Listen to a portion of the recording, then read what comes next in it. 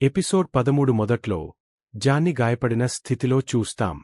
అతన్ని జైలు ఆసుపత్రికి తీసుకెళ్తారు. ఎమర్జెన్సీ హెలికాప్టర్ కూడా పిలుస్తారు. అయితే జాన్ పరిస్థితి ఎంత తీవ్రంగా ఉందో ఈ పరిస్థితికి కారణమైన వ్యక్తి ఎవరో ఎవరికీ తెలియదు. ఈ సమయానికి కథ వెనక్కి వెళ్లి మళ్లీ ప్రస్తుతానికి వస్తుంది. ఇప్పుడు వారు ఎక్కడో ఓ దూరంలో ఉన్నారు కాబట్టి అక్కడి నుండి పారిపోవటం తేలిక అవుతుందని అనుకుంటారు. ఇదే సమయంలో ఒక వ్యక్తి గాయపడ్డాడు. కాని అతనికి చిన్న గాయం కాదు, సీరియస్ గాయం. ఇప్పుడు ఈ పరిస్థితిని ఎలా ఎదుర్కోవాలో తెలియకపోతున్నారు. ఇప్పటివరకు కథలో లింకన్ ఒక పోలీసు అధికారిపై చేయి చేసుకోవడం వలన అతన్ని ప్రత్యేక జైలులో బంధించారు. ఇది తెలుసుకున్న మైఖేల్, మేము లింకన్ని కలుసుకోవచ్చు అని అధికారులను అడిగాడు. కాని వారు లింకన్ను కలవడం అసాధ్యమని, అతను ఒంటరిగా ఉండటమే మంచిదని చెబుతారు. తర్వాతి రోజు మొత్తం జట్టును ఒకచోట చేర్చి లింకన్ని తిరిగి తీసుకువచ్చే ప్లాన్ చేస్తారు. కాని ఆ రాత్రి వాళ్లు అక్కడి నుండి పారిపోతారని ఆలోచిస్తున్నారు. మైఖేల్ మాత్రం, నేను నా సోదరుడిని రక్షించడానికి ఇక్కడ ఉన్నాను, అతన్ని వదిలి నేను ఎక్కడికి వెళ్లను అని చెప్పి తాను తన సోదరుడితో కలిసి తప్ప అక్కడి నుండి వెళ్లనని ప్రకటిస్తాడు. జో కూడా తన కుటుంబంతో మాట్లాడతాడు. కాని అతని గమ్యం ఇంకా తెలియదు. తరువాత అతను మా గదిలో కూర్చున్నప్పుడు అతని చేతిలో ఉన్న రక్తాన్ని బయటకు తీసి తొలగస్తాడు. ఈ సమయంలో మైఖేల్ మొక్కకు మొక్కి, నాకు సహాయం చేయి అని ప్రార్థించాడు. మైఖేల్ కొంత సమయం తర్వాత ఆసుపత్రికి వెళ్తాడు, అక్కడ చికిత్స పొందేందుకు. కాని అతనికి ఏదో అనుకోని అనుభవం జరుగుతుంది. కొంత సమయం తర్వాత అతను లింకన్ వద్దకు వెళ్లి అక్కడ ప్రార్థన చేస్తాడు. ఈ సమయంలో ఫ్రీడమ్ మాలాలోని ఒక చిన్న మాత్ర కనిపిస్తుంది. దాని వెనుక ఒక పెద్ద రహస్యం దాచబడి ఉంది. తర్వాత టీం మొత్తం చూపించబడుతుంది. ఇప్పుడు వారు ఈరోజు మన గదుల నుండి ఎలా తప్పించుకోవాలి అనే విషయంపై చర్చించుకుంటారు. మైఖేల్, నాకిదే ఉంది, నేను చెప్పాను అని చెప్పి ఒక పైపును కొద్దిగా ఎత్తి తన యూనిఫారంతో కొడతాడు. దీనివల్ల గది మొత్తం నీటితో నిండిపోతుంది. ఇది చూసిన పోలీసు ఇన్స్పెక్టర్ బ్యాంకి వచ్చి, మీరు ఈ రాత్రికి ఇక్కడ పనిచేస్తారు అని అందరికీ చెబుతాడు. ఇది విన్న తర్వాత అందరూ సంతోషపడతారు. ఎందుకంటే వారు ఈ రాత్రికి అక్కడ ఉండాలని నిర్ణయించుకుంటారు. దీని తర్వాత మైఖేల్ నొప్పిని భరించలేకపోతున్నాడు. దాంతో అతన్ని హాస్పిటల్ రూమ్కి త్వరగా తీసుకువెళ్తారు. అక్కడ ట్రీట్మెంట్ టీం మొత్తం చేరుకుంది. మరోవైపు మైఖేల్ టీం కిందకి వెళ్తుంది. తాను మెల్లగా హాస్పిటల్ గదికి బయలుదేరుతాడు. మైఖేల్ పైపును పగలగొట్టడానికి తీవ్రంగా ప్రయత్నిస్తాడు. కాని పైపు చాలా బలంగా ఉండటం వలన అది సక్సెస్ అవ్వదు. ఈ సీన్ మొత్తం వారి తప్పించుకునే ప్రణాళికను కూలగొడుతుంది. ఈ ప్రయత్నం విఫలమైన తర్వాత మైఖేల్ అక్కడే కూర్చుని ఏడవడం ప్రారంభిస్తాడు. అతను తన టీంకు క్షమాపణలు చెప్పి, నేను పెద్ద తప్పు చేశాను అని చెబుతాడు. లింకన్ మెష్ను తెరవడానికి ప్రయత్నిస్తున్నాడని చూస్తాము. ఆ సమయంలో డాక్టర్ వచ్చి లింకన్ని, వెల్లింగ్టన్, నేను కొంచెం మెరుగ్గా ఉన్నాను అని అడుగుతాడు. వెంటనే పోలీసు అధికారి అక్కడికి వచ్చి లింకన్కు సంకెళ్లు వేస్తాడు. మరోవైపు మైఖేల్ మరియు అతని మొత్తం బృందం గదిలో ఉంటారు. ఒక పోలీసు అధికారి గదిలోంచి కొంత శబ్దం విని దాన్ని చెక్ చేయడానికి లోపలికి వస్తాడు.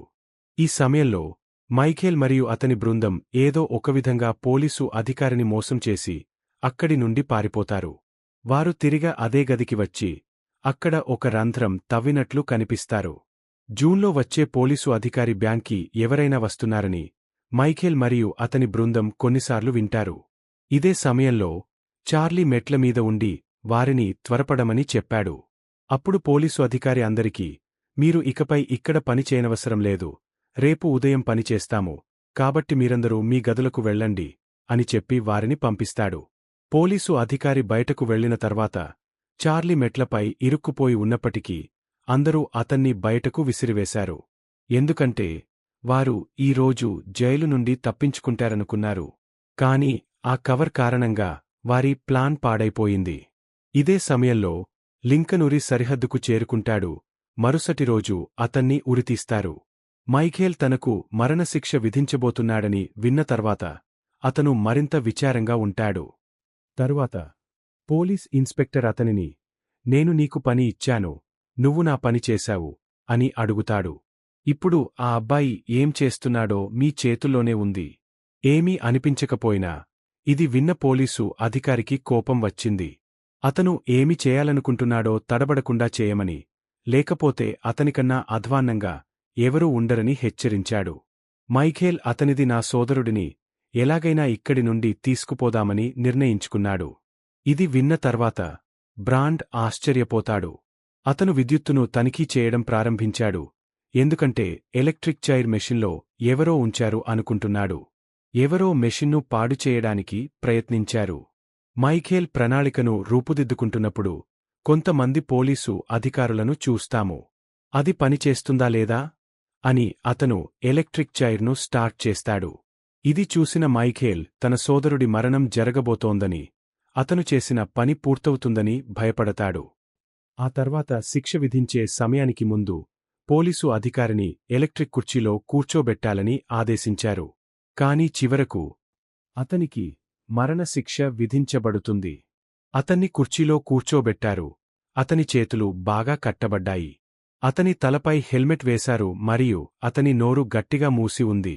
లింకన్ను శిక్షిస్తున్నప్పుడు అతని తండ్రి బైక్ గురించి చెప్పాలని ప్రయత్నిస్తాడు, కాని అతని సోదరుడు అతని మాటలు అర్థం చేసుకోలేకపోతాడు. అప్పుడు ఒకరు కాల్ చేస్తారు. మైఖేల్కు ఈ పరిస్థితి ఎందుకు జరిగిందో అర్థం కాలేదు. అతను నిర్దోషి అని నిరూపించబడినప్పటికీ ఉరిశిక్షను ఆపడానికి కోర్ట్ ఏదైనా చేయగలదు. లింకన్ను మరణశిక్ష నుంచి కొంతకాలం నిలిపివేయడంతో ఇప్పుడు మరణశిక్ష కూడా కొద్ది రోజులు మాత్రమే ఆలస్యమైంది. ఈ సమయంలో మైఖేల్ మరియు అతని స్నేహితులు గది లోపల హంటర్ అద్దం సహాయంతో తన వేగాన్ని తనిఖీ చేస్తున్నారు, ఎందుకంటే వేరే మార్గం అవసరం. అందుకే మైఖేల్ తన బృందానికి మళ్లీ తప్పించుకోవడానికి ప్రయత్నిస్తామనుకుంటారు, కాని ఈసారి వేరే చోటనుంచి పరుగు తీస్తారు. మైఖేల్ పాఠాలు చదువుతున్న పోలీసు అధికారుల సంఖ్యను పెంచాల్సిన అవసరం ఉందని భావించాడు, అందువల్ల జైలులో సులభంగా తిరగగలుగుతారు. తరువాత ఒక లావుగా ఉన్న వ్యక్తి ఖైదీల బట్టలు ఉతకడానికి పనిచేస్తాడు. స్నేహితుడిని జైలు బట్టలు, పోలీసు బట్టలు ఉతకాలని అడుగుతాడు.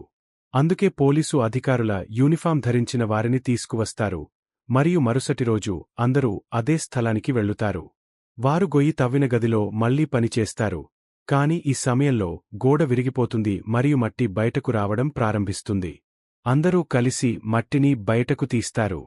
రాత్రి మైఖేల్ మళ్లీ తన గది నుండి పైప్లైన్లోకి వెళ్తాడు.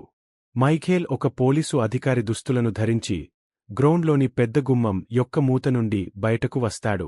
అతను పోలీసు దుస్తులు ధరించినందున ఎవరూ అతనిని అనుమానించరు, కాబట్టి అతను ముందుకు సాగవచ్చు.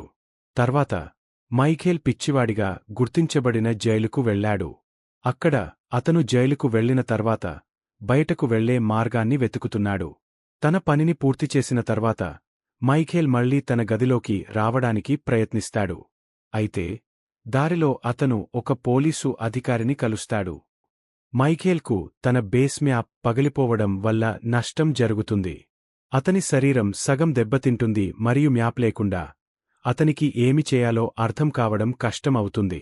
మైఖేల్ చికిత్స తీసుకున్న తర్వాత వైద్యుడు అతని శరీరాన్ని పూర్తిగా శుభ్రపరచడం మొదలుపెడతాడు.